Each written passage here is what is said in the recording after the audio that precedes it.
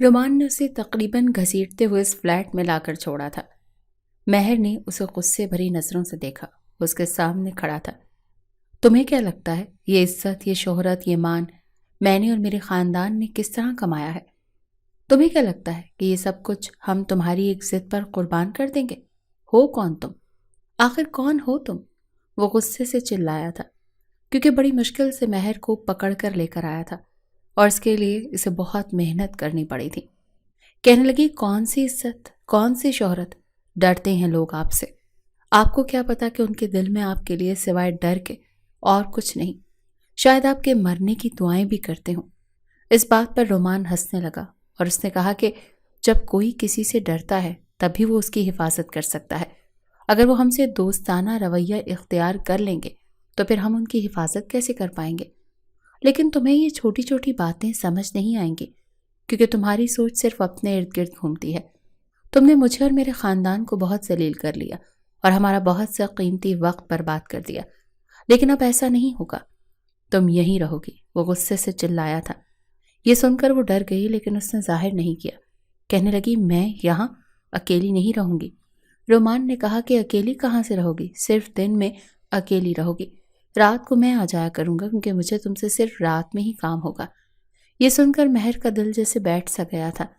اتنا کہہ کر وہ وہاں سے جانے لگا کہ مہر غصے سے چلانے لگی، میں اس رویے کی حقدار نہیں ہوں۔ مت بھولو کہ تمہارا اور میرا رشتہ کیا ہے۔ میں تمہاری بیوی ہوں۔ اس نے کہا کہ یہی تو بات ہے۔ اگر یہ بات تم پہلے مان جاتی تو آج یہ سب کچھ نہ ہو رہا ہوتا۔ اتنا کہہ کر اس نے دروازہ بند کیا اور وہاں سے چلا گیا۔ لیکن مہر جانتی تھی کہ وہ رات کو ضرور آئے گا، کیونکہ وہ ایک ضدی آدمی تھا اور جو بول دیتا تھا وہ کرتا تھا۔ لیکن کیا اس کو یہاں پر رکنا چاہیے تھا اور رات کا انتظار کرنا چاہیے تھا؟ رات کو کیا ہونے والا تھا؟ مہر نے باہر نکلنے کی بہت کوشش کی، لیکن وہ اسے یہاں پر قید کر گیا تھا، اور اب اس کے دل میں بھی یہ بات آ گئی تھی کہ یہ سب کچھ اس کی اپنی ہی حرکتوں کی وجہ سے ہوا تھا۔ وہ بستر پر بیٹھ گئی اور رونے لگی۔ یوں سمجھ لیں کہ رات کا انتظار ہی کرنے لگی تھی، کیونکہ اسے اکیلے میں بہت ڈر لگ رہا تھا۔ وہ اسی انسان کی پناہ میں جانا چاہتی تھی جس سے اس کو زیادہ ڈر لگ رہا تھا، اور وہ تھا رومان شاہ۔ مہر ایک آزاد خیال لڑکی تھی جو اپنی دنیا میں مگن رہتی تھی۔ اس کی پیدائش اور پرورش امریکہ میں ہوئی تھی، جہاں وہ اپنے والدین کے ساتھ ایک آرام دہ زندگی گزار رہی تھی۔ اس کا دن نوکری کے لیے مصروفیت اور شام دوستوں کے ساتھ ہنسی مذاق میں گزر جاتا تھا۔ اسے اپنی زندگی کی آزادی بے حد عزیز تھی۔ ایک دن مہر کے والد کامران شاہ نے اسے کھانے کے دوران مخاطب کیا۔ ان کے چہرے پر ایک خاص سنجیدگی تھی جو مہر کے لیے غیر معمولی تھی۔ مہر، میں تم سے ایک ضروری بات کرنا چاہتا ہوں، انہوں نے کہا۔ مہر نے چمچ پلیٹ میں رکھتے ہوئے کہا، جی ڈیڈ، کہیے۔ کامران نے گہری سانس لی اور بولے، دیکھو بیٹا، ہم یہاں رہتے ضرور ہیں، لیکن ہماری اصل جڑیں پاکستان میں ہیں۔ میں چاہتا ہوں کہ تم اپنے ملک کے بارے میں جانو۔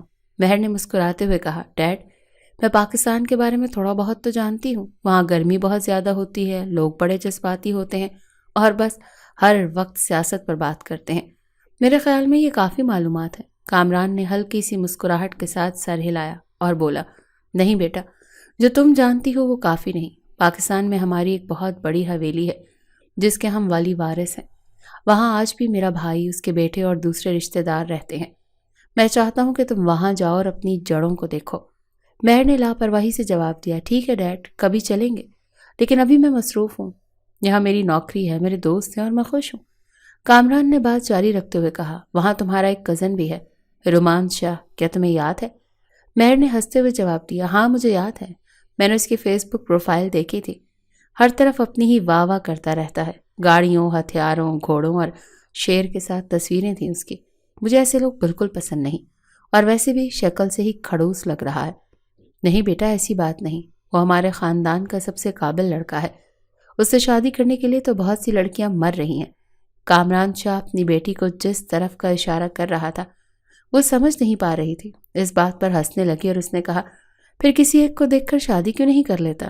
یہ کہہ کر مہر ہنستے ہوئے وہاں سے چلی گئی۔ لیکن کامران شاہ خاموشی سے سوچ میں پڑ گئے۔ وہ جانتے تھے کہ مہر کو پاکستان لے جانا آسان نہیں ہوگا، لیکن ان کے دل میں کچھ اور ہی ارادے پل رہے تھے۔ ان کا مقصد صرف مہر کو اپنی جڑوں سے جوڑنا نہیں، وہ کچھ ایسا کرنے کا سوچ رہے تھے جو مہر کی زندگی ہمیشہ کے لیے بدل سکتا تھا۔ کامران شاہ کی عادت تھی کہ جب بھی موقع ملتا وہ اپنی بیٹی مہر کو پاکستان اور اپنے خاندان کے بارے میں ضرور بتاتے۔ وہ ہمیشہ کہتے کہ مہر، تمہیں معلوم ہے میں وہاں کا والی وارث تھا، ہماری حویلی، ہماری زمینیں اور ہمارا نام سب کچھ وہاں کی شان تھا۔ یہاں دیکھو، مجھے سب کام خود کرنے پڑتے ہیں۔ وہ دن یاد ہیں جب پورا گاؤں میرے حکم پر چلتا تھا۔ مہر اکثر ہنستے ہوئے جواب دیتی، ڈیڈ آپ ہمیشہ پرانی باتیں یاد کرتے ہیں، یہ امریکہ ہے، یہاں سب کو اپنے کام خود ہی کرنے پڑتے ہیں۔ کامران ایک لمحے کے لیے خاموش ہو جاتے، پھر بولتے، بیٹا میں پاکستان واپس جانا چاہتا ہوں۔ تمہاری ماں کی وجہ سے میں وہاں سے نکلا تھا، کیونکہ وہ وہاں کی زندگی کو پسند نہیں کرتی تھی، لیکن اب میں چاہتا ہوں کہ تم میرے ساتھ چلو، وہاں کے لوگوں سے ملو، اپنی جڑوں کو سمجھو۔ مہر لاپرواہی سے کہتی ہے، مجھے کوئی خاص شوق نہیں ہے ڈیڈ، امی نے مجھے بتایا تھا کہ وہاں عورتوں کو قید کر کے رکھا جاتا ہے اور وہ اپنی مرضی کی زندگی نہیں گزار سکتی۔ کامران نے سر جھٹکتے ہوئے کہا، یہ سب تمہاری ماں کی غلط فہمیاں تھی، ایسا کچھ نہیں ہے۔ لیکن مہر ان باتوں کو زیادہ سنجیدگی سے نہیں لیتی تھی۔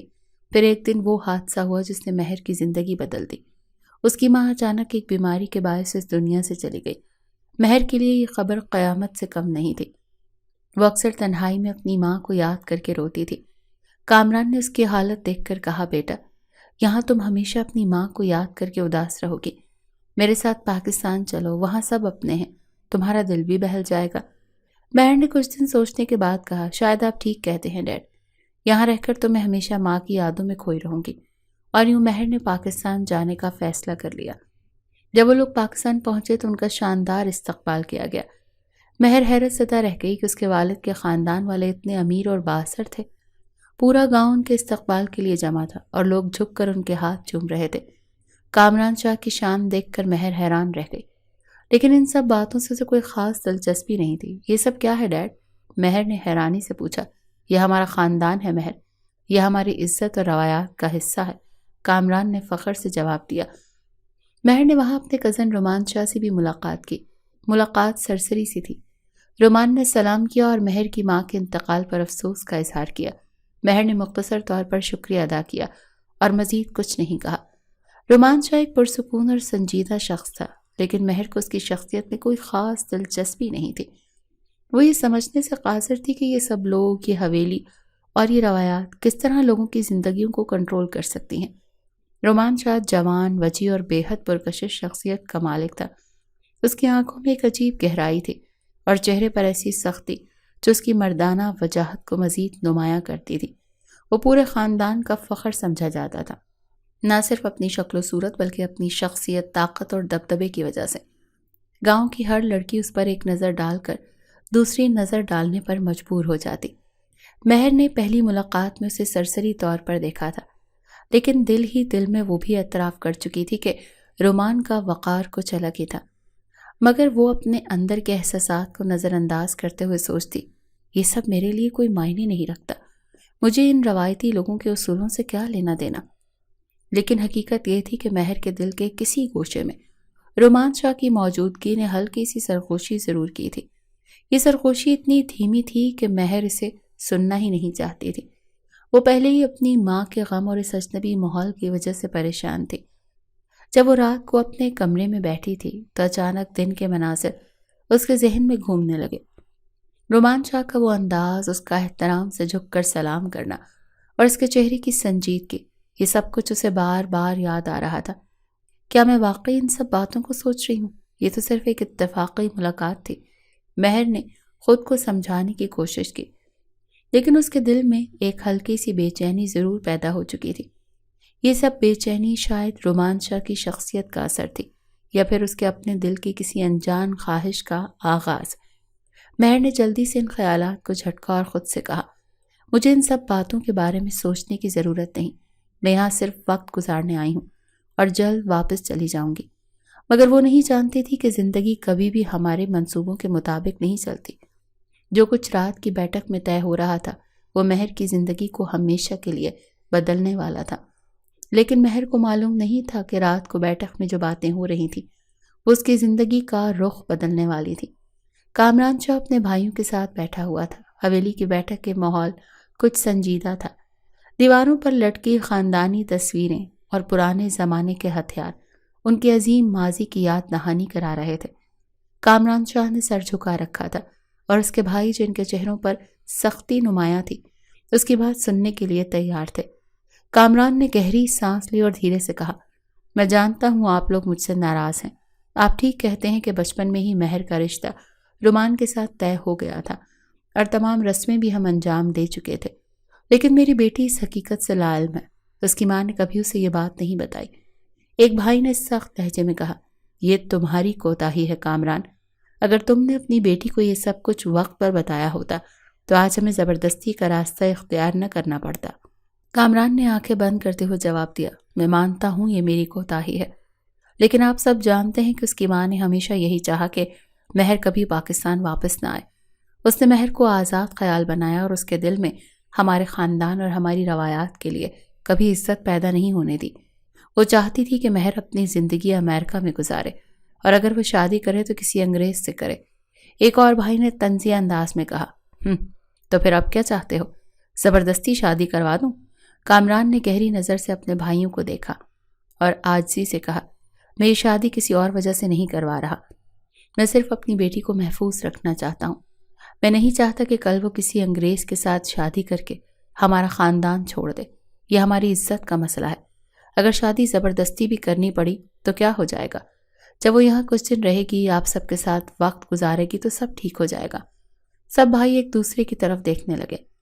بالآخر سب سے بڑے بھائی نے کہا، رومان یہاں موجود نہیں ہے، لیکن اگر وہ ہوتا تو شاید وہ بھی اس شادی کے لیے تیار نہ ہوتا۔ وہ بھی ایک غصے والا لڑکا ہے۔ کامران نے تھوڑی ہچکچاہٹ کے بعد کہا، غصے والا ہے تو ٹھیک ہے، وہی اسے سنبھال پائے گا۔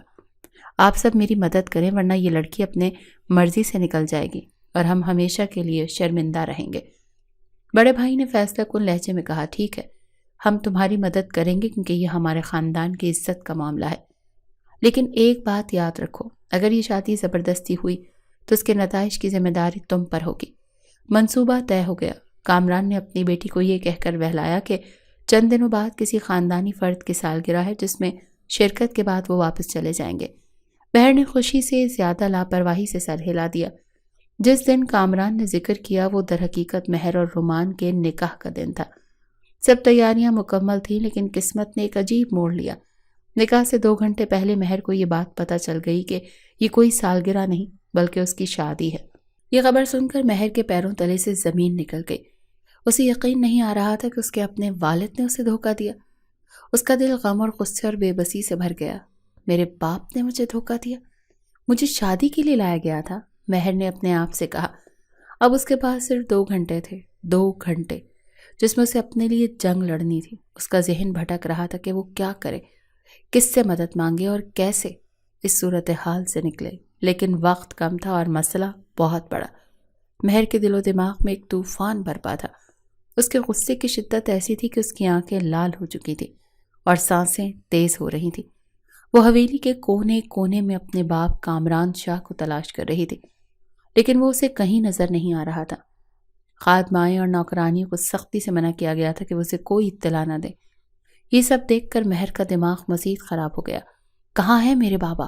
وہ چیختی چلاتی حویلی کے بڑے ہال میں داخل ہوئی۔ وہاں موجود کچھ رشتہ داروں نے اس کی طرف حیرت سے دیکھا، لیکن کسی نے اسے روکنے یا اس کی بات سننے کی ہمت نہیں کی۔ سب کو معلوم تھا کہ آج کیا ہونے والا ہے۔ مہر نے جلدی سے سوچا کہ اب اسے اپنے دادا کے پاس جانا چاہیے جو حویلی کے سب سے بڑے اور با اختیار فرد ہیں۔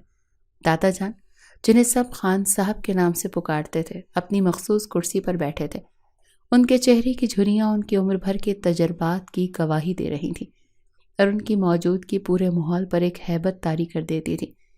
مہر نے ہمت جمع کی اور ان کے قریب پہنچی۔ دادا جان، میری بات سنیں۔ مہر نے اپنی آواز مضبوط رکھنے کی کوشش کی، لیکن اس کے لہجے میں بے بسی نمایاں تھی۔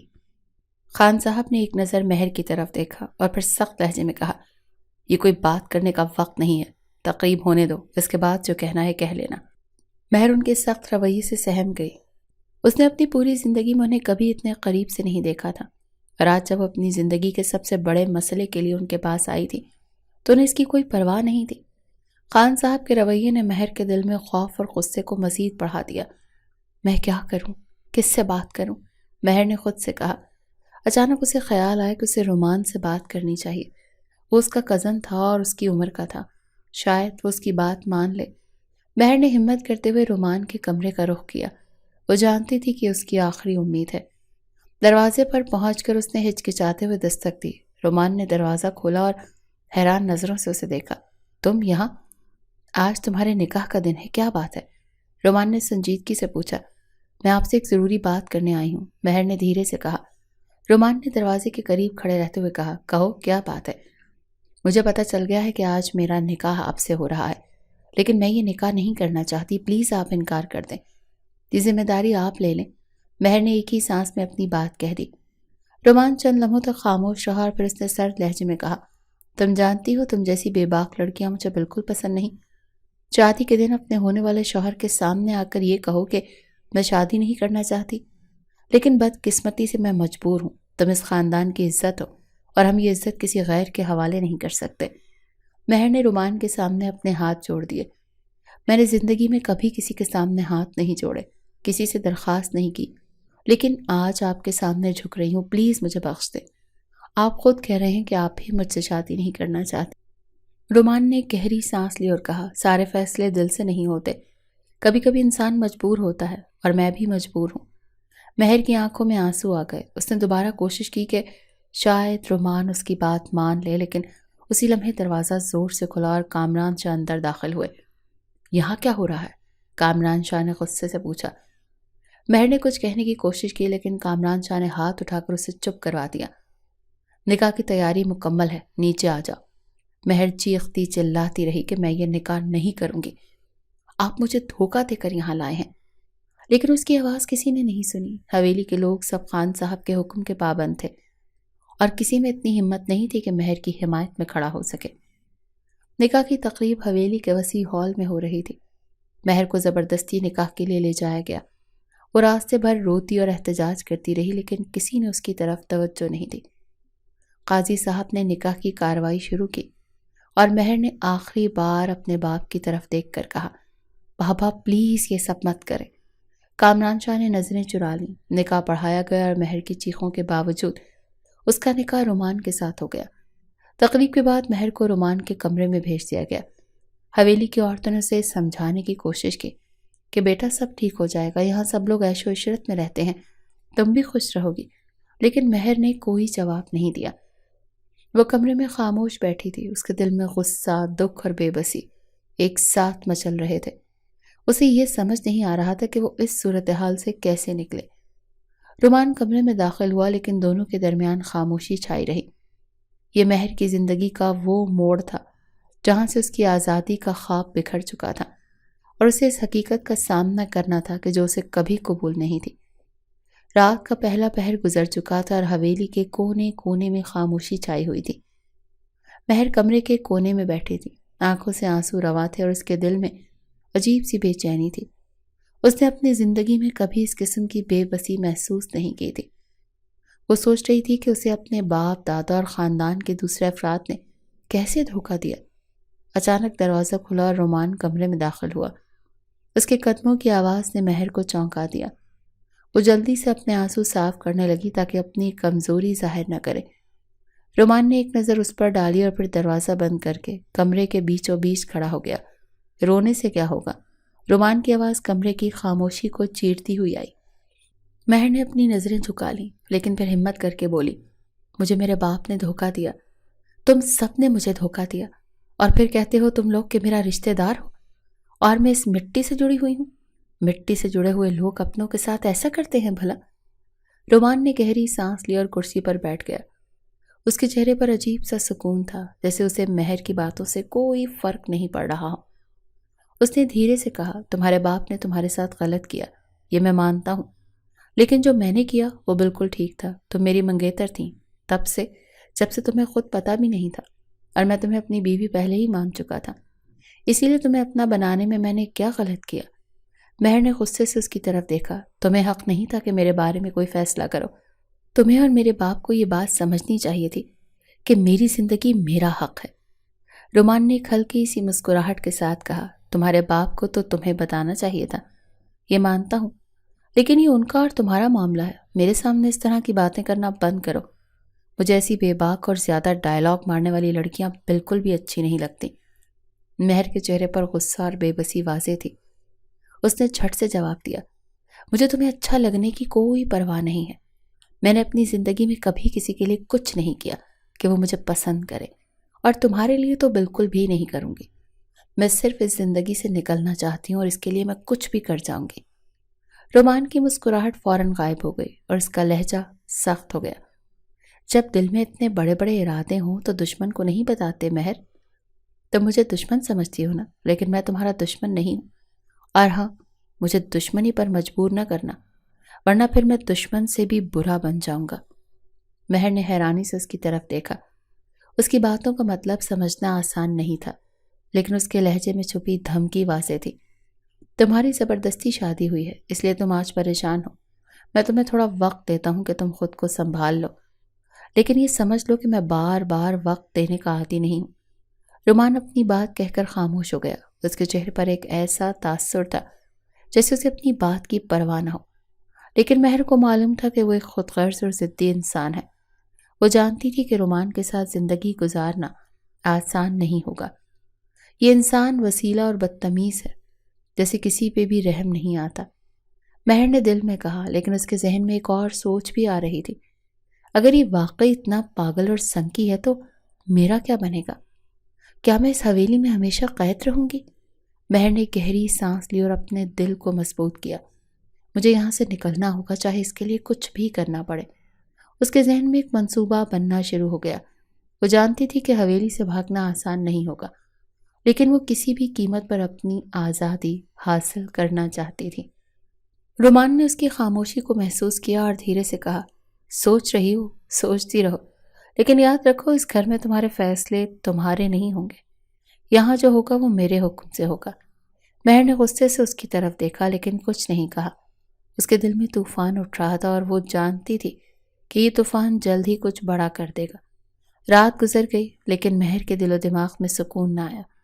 وہ حویلی کی دیواروں کو دیکھتی رہی جیسے وہ قید میں ہو۔ وہ جانتی تھی کہ اس کی آزادی اس کے ہاتھ میں نہیں رہی، لیکن وہ یہ بھی جانتی تھی کہ اسے لڑنا ہوگا۔ یہ رات مہر کے لیے ایک نئے عزم کا آغاز تھی۔ وہ جانتی تھی کہ یہ جنگ آسان نہیں ہوگی، لیکن اس نے فیصلہ کر لیا تھا کہ وہ اپنی زندگی کے لیے کسی بھی حد تک جائے گی۔ حویلی کے ماحول میں عجیب سی خاموشی تھی۔ چند دن پہلے ہونے والے دھوم دھام، مہمانوں کی آمد و رفت اور شادی کی گہما گہمی اب ختم ہو چکی تھی۔ مہر کے چہرے پر وہی پس مردگی چھائی ہوئی تھی جو شادی کے روز سے اس کا ساتھ نہیں چھوڑ رہی تھی۔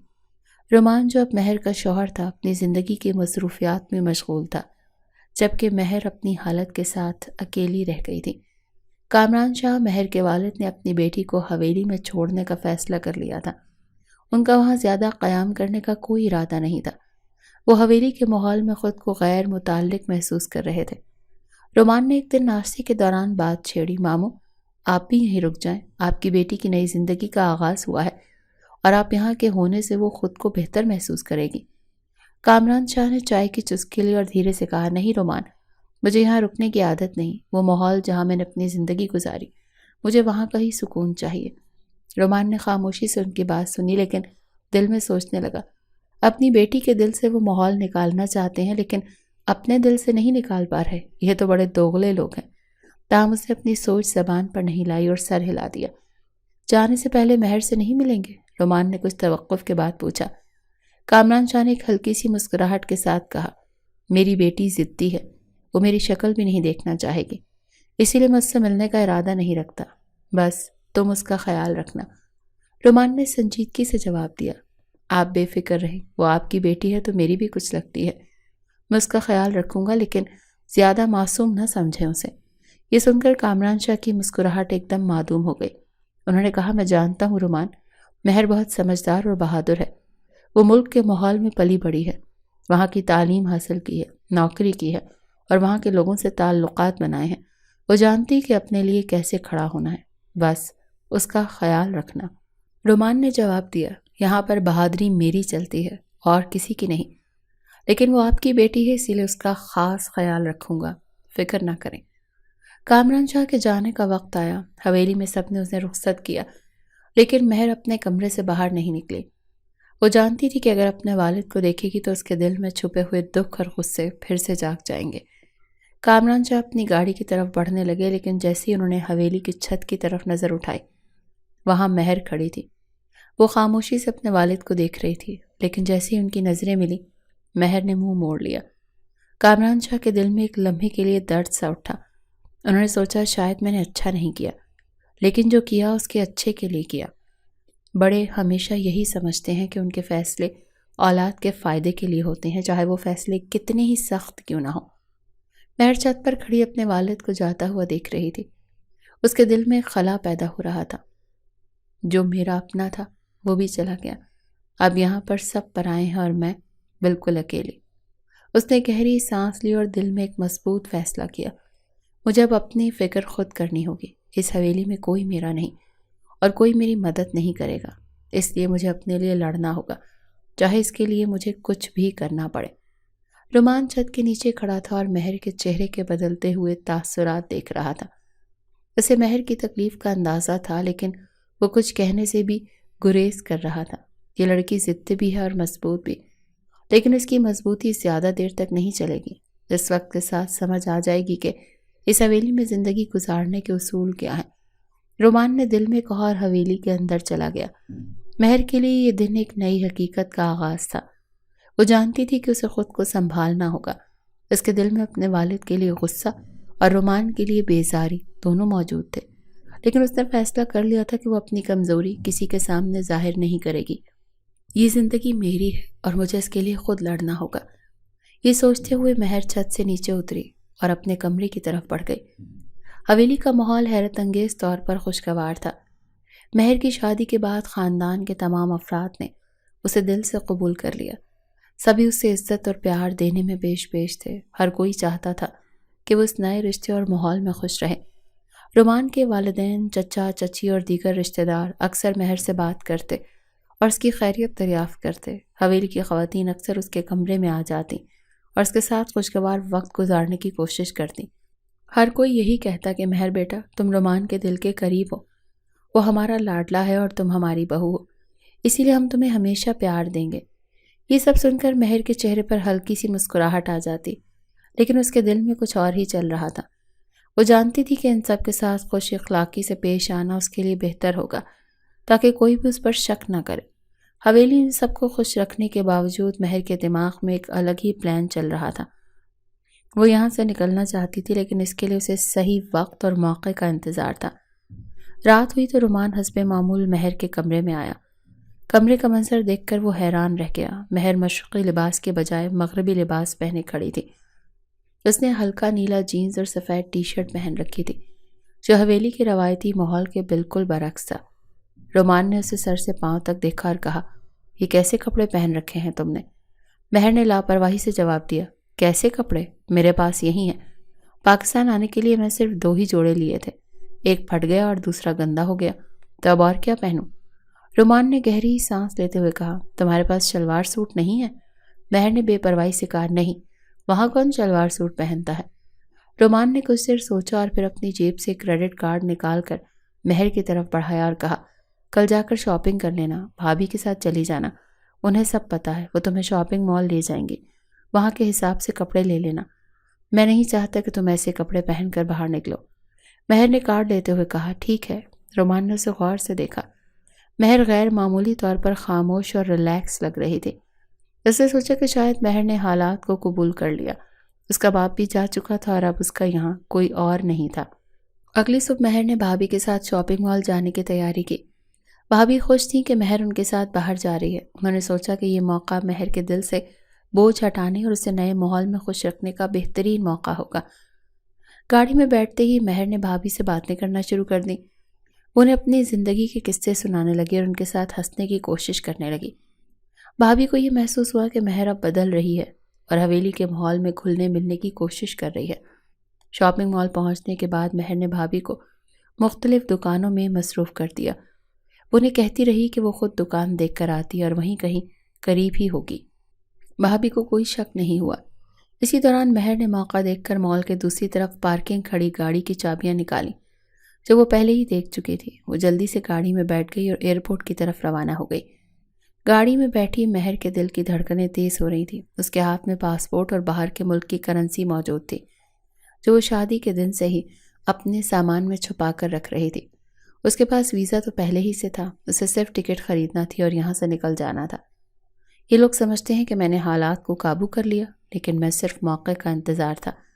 اب میں اس حویلی کی قید سے آزاد ہو جاؤں گی، مہر نے خود سے کہا۔ دوسری طرف حویلی میں کسی کو بھی مہر کے منصوبے کی خبر نہیں تھی۔ رومان یہ سمجھ رہا تھا کہ مہر اپنی زندگی کے ساتھ سمجھوتا کر چکی ہے۔ بھابھی شاپنگ مال میں مہر کو تلاش کرنے میں مصروف تھی۔ انہیں بالکل بھی اندازہ نہیں تھا کہ وہ ایئرپورٹ جا چکی ہے۔ ایئرپورٹ پہنچ کر مہر نے فوراً ٹکٹ کاؤنٹر کا رخ کیا۔ اس کے پاس موجود کرنسی اور ویزا اسے ٹکٹ خریدنے کے لیے کافی تھے۔ وہ جانتی تھی کہ یہ سب آسان نہیں ہوگا، لیکن اس نے فیصلہ کر لیا تھا کہ وہ کسی بھی قیمت پر یہ موقع ضائع نہیں کرے گی۔ یہاں رہنا میرے بس کی بات نہیں، مجھے اپنی زندگی واپس چاہیے اور میں اسے حاصل کرنے کے لیے کچھ بھی کروں گی۔ مہر ایئرپورٹ پر کھڑی اپنے منصوبے کو عملی جامہ پہنانے میں مصروف تھی، لیکن حویلی کے لوگ کب تک بے خبر رہیں گے؟ کیا رومان کو مہر کے ارادوں کی خبر ہو جائے گی، یا مہر اپنی آزادی کی اس جنگ میں کامیاب ہو جائے گی؟ مہر ایئرپورٹ کی نشست پر بیٹھی اپنے بورڈنگ پاس کو بار بار دیکھ رہی تھی۔ اس کے دل کی دھڑکنیں تیز تھیں، لیکن اس کے چہرے پر سکون تھا۔ اسے یقین تھا کہ جب تک حویلی والوں کو پتہ چلے گا، وہ جہاز میں بیٹھ چکی ہوگی اور ایک نئی زندگی کا آغاز کر چکی ہوگی۔ یہ سب لوگ سمجھتے ہیں کہ میں ان کی قیدی ہوں، لیکن اب میں آزاد ہوں۔ آج کے بعد میری زندگی میری اپنی ہوگی۔ مہر نے دل میں سوچا اور ایک گہری سانس لی، لیکن مہر اس حقیقت سے بے خبر تھی کہ رومان شاہ عام انسان نہیں تھا۔ وہ ہر صورتحال کو سمجھنے اور قابو میں رکھنے کی غیر معمولی صلاحیت رکھتا تھا۔ جیسے ہی بھابھی نے اسے بتایا کہ مہر غائب ہے، رومان نے فوراً اندازہ لگا لیا کہ مہر ایئرپورٹ کی طرف گئی ہوگی۔ رومان نے بغیر وقت ضائع کیے اپنے خاص آدمیوں کو حکم دیا کہ وہ مہر کو تلاش کریں۔ ان کے پاس اس کی ہر ممکن معلومات تھی۔ رومان خود بھی حویلی سے نکل چکا تھا۔ یہ لڑکی واقعی بہت ضدی ہے، لیکن میں اسے یہ یاد دلاؤں گا کہ رومان شاہ کے ساتھ کھیل کھیلنا اتنا آسان نہیں ہے۔ وہ گاڑی میں بیٹھتے ہوئے سوچ رہا تھا۔ مہر بورڈنگ گیٹ کے قریب پہنچ چکی تھی۔ اس کے قدم تیز تھے، لیکن دل میں ایک عجیب سا خوف بھی تھا۔ جیسے ہی وہ گیٹ کی طرف بڑھی، اس کے سامنے رومان شاہ کھڑا ہوا۔ مہر کے قدم تھم گئے۔ تم سمجھتی ہو کہ تم مجھ سے بھاگ سکتی ہو؟ رومان نے سرد لہجے میں کہا۔ مہر نے فوراً پیچھے ہٹنے کی کوشش کی، لیکن رومان نے اس کا بازو مضبوطی سے پکڑ لیا۔ رومان، مجھے جانے دو، یہ میری زندگی ہے، میں اپنی مرضی سے جی سکتی ہوں، مہر نے غصے سے کہا۔ زندگی اپنی مرضی سے جینے کی بات تب کرو جب تم یہ سمجھ لو کہ تمہارے ہر قدم پر میری نظر ہے۔ حویلی سے بھاگنا آسان تھا، لیکن اب تمہارے لیے بھاگنا ناممکن ہوگا، رومان نے اسے گھورتے ہوئے کہا۔ رومان نے مہر کو حویلی واپس لے جانے کے بجائے ایک جدید پرآسائش فلیٹ میں پہنچایا۔ یہ جگہ شہر کے وسط میں تھی، لیکن باہر سے بالکل الگ تھلگ لگتی تھی۔ مہر کو کمرے میں دھکیلتے ہوئے رومان نے دروازہ بند کر دیا۔ یہاں سے بھاگنے کا خیال بھی مت کرنا، یہ فلیٹ تمہاری نئی جگہ ہے اور میں یہ دیکھوں گا کہ تم یہاں سے ایک قدم بھی باہر نہ نکالو۔ اگر چھت سے بھاگنے کی کوشش کی تو تمہیں نیچے گہرائی کا اندازہ خود ہی ہو جائے گا۔ مہر نے کمرے کے ارد گرد نظریں دوڑائیں۔ یہ جگہ پرتعیش تھی، لیکن اسے قید خانے کی طرح محسوس ہو رہی تھی۔ رومان، تم مجھے قید نہیں کر سکتے، یہ غیر انسانی ہے، مہر نے احتجاج کیا۔ غیر انسانی؟ تو وہ کیا تھا جو تم نے کیا؟ میں نے تمہیں ہر ممکن احترام دیا اور تم نے میرا بھروسہ توڑا۔ اب تمہیں یہ سمجھنا ہوگا کہ رومان شاہ کو دھوکہ دینے کا انجام کیا ہوتا ہے۔ مہر خاموش کھڑی تھی۔ وہ سمجھ چکی تھی کہ رومان شاہ صرف باتوں کا آدمی نہیں تھا، وہ اپنے ہر وعدے اور دھمکی کو عملی جامہ پہنانے کی طاقت بھی رکھتا تھا۔ مجھے یہاں سے نکلنا ہوگا، لیکن کیسے؟ مہر نے دل میں سوچا، لیکن وہ جانتی تھی کہ اس وقت ہر قدم بہت احتیاط سے اٹھانا ہوگا۔ رومان نے مہر کو سخت نظروں سے دیکھا اور کہا، یہ تمہارے لیے ایک موقع ہے مہر، میں چاہتا ہوں کہ تم اس نئے رشتے کو سمجھو اور اسے قبول کرو۔ اگر تم نے دوبارہ کوئی بھی ایسی حرکت کی تو میں اپنے آپ کو بھی معاف نہیں کروں گا۔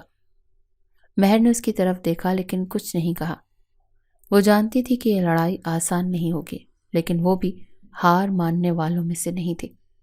فلیٹ میں زندگی مہر کے لیے ایک عجیب سی قید بن چکی تھی۔ 3 دن گزر چکے تھے اور رومان شاہ ہر روز شام کو آتا، اسی بات کو دہراتا، مہر، یہ رشتہ تمہیں قبول کرنا ہوگا، میں نے تمہیں اپنی بیوی بنایا ہے اور تمہیں یہ بات سمجھنی ہوگی۔ تمہارے پاس وقت کم ہے، فیصلہ کر لو ورنہ مجھے سخت قدم اٹھانا پڑے گا۔ مہر بھی ہر بار وہی جواب دیتی تھی، میں کسی کے دباؤ میں آ کر یہ رشتہ قبول نہیں کر سکتی، مجھے مجبور نہ کریں۔ رومان کی باتوں سے زیادہ اس کا رویہ مہر کو الجھا رہا تھا۔ وہ سخت باتیں ضرور کرتا لیکن کبھی اس پر ہاتھ اٹھانے کی کوشش نہیں کی تھی۔ ان 3 دنوں میں مہر اور رومان کے درمیان جھگڑے معمول بن چکے تھے۔ مہر رومان کے ہر سوال کا ترکی بترکی جواب دیتی اور رومان اسے بار بار سمجھانے کی کوشش کرتا کہ وہ اس کے ساتھ ایک نئی زندگی شروع کرنا چاہتا ہے۔ رومان، تم سمجھتے ہو کہ یہ رشتہ صرف تمہاری مرضی سے چلے گا؟ تمہیں لگتا ہے کہ میں تمہارے آگے جھک جاؤں گی؟ یہ بھول جاؤ، مہر نے ایک روز غصے سے کہا۔ مہر، میں جھکانے کی کوشش نہیں کر رہا، میں صرف یہ چاہتا ہوں کہ تم اس رشتے کو سمجھو اور اسے اپنا لو، یہ ضد چھوڑ دو۔ رومان نے سنجیدگی سے جواب دیا۔ چوتھے دن مہر کو اتفاقاً ایک بات معلوم ہوئی جس نے اس کے دل و دماغ کو ہلا کر رکھ دیا۔ اسے پتہ چلا کہ رومان شاہ شہر میں اس کے لیے ایک الگ گھر بنوا رہا تھا۔ یہ خبر مہر کے لیے ناقابل یقین تھی۔ یہ گھر میرے لیے؟ کیا یہ مجھے ہمیشہ کے لیے حویلی سے دور رکھنا چاہتا ہے یا یہ مجھے میری مرضی کی زندگی دینے کی کوشش کر رہا ہے؟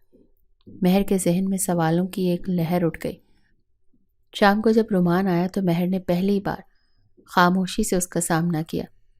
رومان نے بات کا آغاز کرتے ہوئے کہا، مہر، میں تمہارے لیے شہر میں ایک گھر بنوا رہا ہوں، اگر تم چاہو تو ہم وہاں رہ سکتے ہیں۔ میں تمہیں کسی قسم کا دباؤ نہیں دوں گا، لیکن اس کے لیے تمہیں میری وفاداری کا حلف اٹھانا پڑے گا۔ تم میری بیوی ہو اور مجھے یہ حق حاصل ہے کہ میں تمہارے دل میں اپنے لیے جگہ بنا سکوں۔ مہر نے حیرانی سے پوچھا، تم مجھے حویلی کیوں نہیں لے کر جانا چاہتے؟ کیونکہ میں جانتا ہوں کہ تم حویلی کی زندگی کو قبول نہیں کر سکتے۔ میں تمہیں وہ زندگی دینا چاہتا ہوں جس میں تم سکون سے رہ سکو، اپنی مرضی سے جیو، لیکن تمہیں یہ بات سمجھنی ہوگی کہ تم میری ہو۔ رومان کی باتوں نے مہر کے دل کو چھوا۔ وہ سوچنے لگی کہ اگر رومان واقعی برا انسان ہوتا تو وہ اسے زبردستی حویلی لے جا سکتا تھا یا اس پر کسی قسم کا جبر کر سکتا تھا، لیکن رومان نے ہمیشہ ایک شوہر کی طرح پیش آیا، سخت ضرور تھا لیکن انصاف پسند بھی۔ اسی شام مہر نے رومان سے کہا، رومان، اگر تم میرے لیے یہ سب کر رہے ہو تو میں تمہیں اپنا شوہر قبول کرتی ہوں، لیکن شرط یہ ہے کہ مجھ پر کوئی جبر نہیں ہوگا۔ رومان کے چہرے پر ایک مسکراہٹ آئی۔ یہی میں چاہتا ہوں مہر، میں تمہیں خوش رکھنا چاہتا ہوں۔ چند دن بعد رومان اور مہر نے شہر میں اپنے نئے گھر میں رہائش اختیار کر لی۔ یہ ایک پرسکون جگہ تھی جہاں دونوں نے اپنی زندگی کو دوبارہ سے شروع کرنا تھا۔ رومان نے ایک روز مہر سے کہا، مہر، تمہیں شاید پتہ نہ ہو لیکن میں بچپن سے تمہیں چاہتا ہوں۔ تم میری منگیتر تھی اور میں نے ہمیشہ یہ خواب دیکھا تھا کہ تم میری زندگی کا حصہ بنو۔ مہر نے حیرانی سے پوچھا، لیکن تم نے کبھی بتایا کیوں نہیں؟ تمہارا باپ تمہیں بہت دور لے گیا تھا، مجھے لگا شاید تم کبھی واپس نہیں آؤ گی، لیکن جب موقع ملا تو میں نے تمہیں کھونے کا خطرہ مول نہیں لیا۔ وقت گزرنے کے ساتھ مہر اور رومان کے درمیان محبت بڑھنے لگی۔ مہر کو احساس ہونے لگا رومان کا دل سچائی اور محبت سے بھرا ہوا ہے۔ رومان، میں تمہیں ہمیشہ سخت اور ضدی انسان سمجھا، لیکن تمہارے اندر جو محبت اور احساس ہے وہ کسی عام انسان میں نہیں ہو سکتا۔ رومان نے مسکراتے ہوئے کہا، یہ محبت تمہارے لیے ہے اور ہمیشہ رہے گی۔ یوں مہر اور رومان کی کہانی محبت اور خوشیوں پر اختتام پذیر ہوئی۔ وہ دونوں ایک دوسرے کی محبت اور قربت میں اپنی زندگی کے ہر لمحے کو جینے لگے۔ اللہ نے ان کے دلوں میں محبت ڈال دی تھی اور وہ ایک کامیاب ازدواجی زندگی گزارنے لگے۔ شادی کے بعد مہر اور رومان کی زندگی محبت اور خوشیوں اور سکون سے بھرپور ہو گئی تھی۔ رومان شاہ جو ہمیشہ سخت اور غصیلا مشہور تھا، اب اپنی بیوی کے لیے محبت اور نرمی کا مجسمہ بن گیا تھا۔ مہر کے لیے یہ سب کسی خواب سے کم نہیں تھا۔ رومان نہ صرف اس کی خواہشات کا احترام کرتا بلکہ اسے ہر موقع پر خوش رکھنے کی کوشش کرتا تھا۔ رومان نے مہر کو حیرت میں ڈالنے کے لیے ہنی مون کا منصوبہ بندی بھی خود کی۔ اس نے مہر سے کہا، ہم ہنی مون کے لیے امریکہ جا رہے ہیں، وہاں تم اپنی پرانی زندگی کی جھلک دیکھ سکو گی، اپنے دوستوں سے ملو گی، اور جہاں تم نے کام کیا تھا وہاں بھی جائیں گے۔ مہر نے خوشی سے کہا، رومان، تم واقعی مجھے اتنی خوشی دے سکتے ہو؟ میں نے کبھی سوچا بھی نہیں تھا کہ تم میرے لیے اتنا سب کچھ کرو گے؟ رومان نے مسکرا کر کہا، تم میری بیوی ہو اور میری خوشی تمہارے چہرے کی مسکراہٹ سے جڑی ہے۔ امریکہ پہنچ کر رومان اور مہر نے نہ صرف اپنی زندگی کے خوبصورت لمحات کو انجوائے کیا، بلکہ مہر کی پرانی زندگی کے کچھ پہلوؤں کو بھی دوبارہ جیا۔ مہر کے دوستوں نے ان کا شاندار استقبال کیا۔ وہ سب حیران تھے کہ مہر کا شوہر، جو پاکستان کا ایک روایتی اور سخت گیر آدمی لگتا تھا، اتنا محبت کرنے والا اور خیال رکھنے والا نکلا۔ رومان مہر کے دوستوں سے کھلے دل سے ملا۔ وہ جانتا تھا کہ مہر وہاں کیسی زندگی گزارتی تھی۔ مہر نے جہاں کام کیا تھا وہاں وہ لوگ ابھی بھی مہر کو یاد کرتے تھے۔ انہوں نے بتایا کہ مہر ایک محنتی اور خوش اخلاق لڑکی تھی۔ رومان نے مہر کی پرانی تنخواہ بھی وصول کی جو اب تک باقی تھی۔ رومان اور مہر نے امریکہ کے مشہور مختلف مقامات کا دورہ کیا۔ وہ نیو یارک کے شاندار اسٹریٹ فیسٹیول سے لطف اندوز ہوئے، لاس اینجلس کے ساحلوں پر شام گزاری اور لاس ویگس کے رنگین ماحول کو دیکھا۔ ایک شام جب دونوں ایک پرسکون ہوٹل کی بالکنی میں بیٹھے تھے، رومان نے مہر سے کہا، مہر، میں نے ہمیشہ ایک خواب دیکھا تھا کہ میری بیوی دنیا کی سب سے خوش قسمت عورت ہو۔ میں چاہتا ہوں کہ تم ہمیشہ میرے ساتھ خوش رہو۔ جہاں تم جانا چاہو میں تمہیں لے کر جاؤں گا۔ مہر نے جواب دیا، رومان، تم نے مجھے یہ احساس دلایا ہے کہ محبت صرف زبانی وعدے نہیں بلکہ عمل سے ثابت ہوتی ہے۔ میں بہت خوش ہوں کہ تم میرے شوہر ہو۔ جب دونوں پاکستان واپس لوٹے تو حویلی میں سب حیران تھے۔ مہر کے چہرے پر خوشی کی چمک اور رومان کے رویے کی نرمی نے سب کو حیرت میں ڈال دیا۔ سب کہتے تھے، یہ وہی رومان شاہ ہے جو کسی کی بات نہیں سنتا تھا۔ اپنی بیوی کے لیے تو یہ موم کا پتلا بن گیا ہے۔ رومان نے مسکراتے ہوئے جواب دیا، محبت انسان کو بدل دیتی ہے اور بیوی تو اللہ کی طرف سے عطا کی گئی سب سے بڑی نعمت ہوتی ہے۔ رومان اور مہر نے اپنی زندگی کو ایک دوسرے کے لیے وقف کر دیا۔ مہر نے رومان کو اپنے مزاج میں نرمی لانے کا ہنر سکھایا اور رومان نے مہر کو یہ یقین دلایا کہ وہ ہمیشہ اس کا ساتھ دے گا۔ دونوں ایک دوسرے کے ساتھ زندگی کے ہر لمحے کو انجوائے کر رہے تھے اور اپنے رشتے کو مضبوطی سے آگے بڑھا رہے تھے۔ یوں ان کی کہانی محبت، اعتماد اور خوشیوں کی خوبصورت اختتام پر پہنچی۔ یہ ایک مثال بن گئی کہ زندگی کی مشکلات اور اختلافات کو محبت اور سمجھ بوجھ سے کیسے حل کیا جا سکتا ہے۔